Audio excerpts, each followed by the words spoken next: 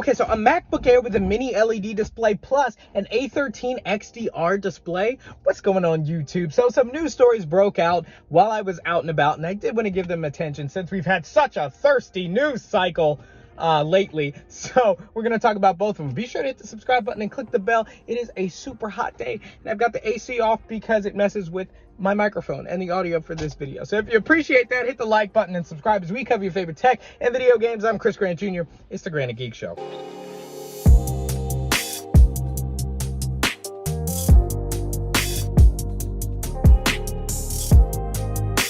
I was just thinking, it's so good that I got my hair cut because it would be even more intensely hot without it. Anyway, let's start off with the MacBook Air Mini LED display. I don't think anybody's really going to be surprised by this. We'll probably see it around November. That'll be the year mark from when we saw the original M1 MacBook Air and MacBook Pro. And yeah, this is a shoo-in. We need this feature. We've only ever really experienced it on the M1 iPad Pro, which was mini LED. The XDR display was just an LED display. And while there were blooming issues with my M1 iPad Pro in certain circumstances with night mode and different things on that exacerbated the problem. It is a feature that I think is a step in the right direction. If not for anything else, then to say, hey, the MacBook Air and MacBook Pro can get just as many Pro features as the M1 iPad Pro, which is just killing it. In 2018 with the new design, to get the mini LED display, got the M1 chip, so it's got it all.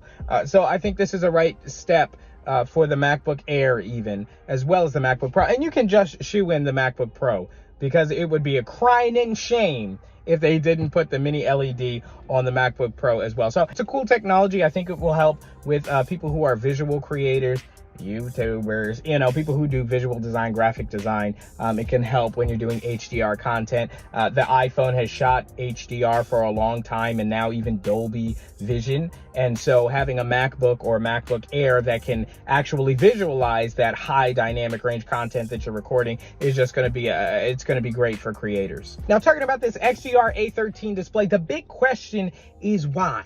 Why do we need a computer chip inside a display? Now, of course, every computer has a processor, right? But an A13 is a beefy boy, certainly for a monitor. So what are the potential use cases for something like this? I think what it could double as is maybe a sort of M2 chip or something like that, where it just takes the whole CPU load off of the computer, like maybe webcam, microphone, and stuff like that. If you plug in a Mac Mini or a Mac Pro, any kind of desktop, or even extend the display with an iMac or something like that. I think that an A13 chip in there would do really well to do those kinds of things. It could maybe also handle higher refresh rates. It could help along with editing 6K or 8K video in HDR. Whatever this Mac Pro, which comes out probably at the end of the year, is going to be able to dish out, it will come out right with this display. And I think that that is the context in which we need to take this news. The XDR display, the last one, came out with the Mac Pro. And so whatever this A13 chip in this new XDR display is going to be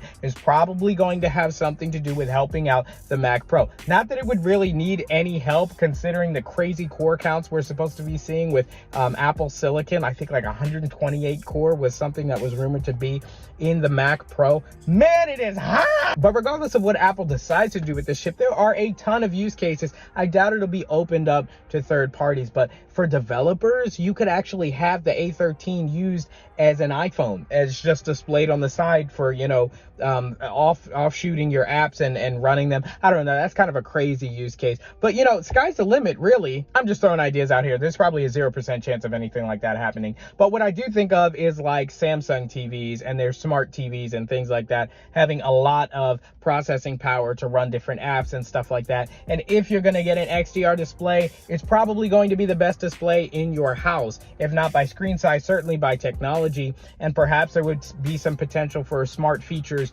when said display is not plugged into a computer at all. People may be wanting to use this for their home theater. I think 32 inches is a little small for that, but at the same time, it would be the best display in your house. So yeah, guys, just a quick just a quick reaction to the news of the day. It is scorching, so I'm not going to keep this long. Let me know your ideas for the A13 chip in the XDR display, as well as what you think of the mini LED display coming to the MacBook Air, and obviously probably the MacBook Pro. I'll be chatting it up with you guys all week in the comment section. As always, hit the like button if you like the video, subscribe and click the bell so you don't miss as we cover your favorite tech and video games. I'm Crew Graduate. It's a great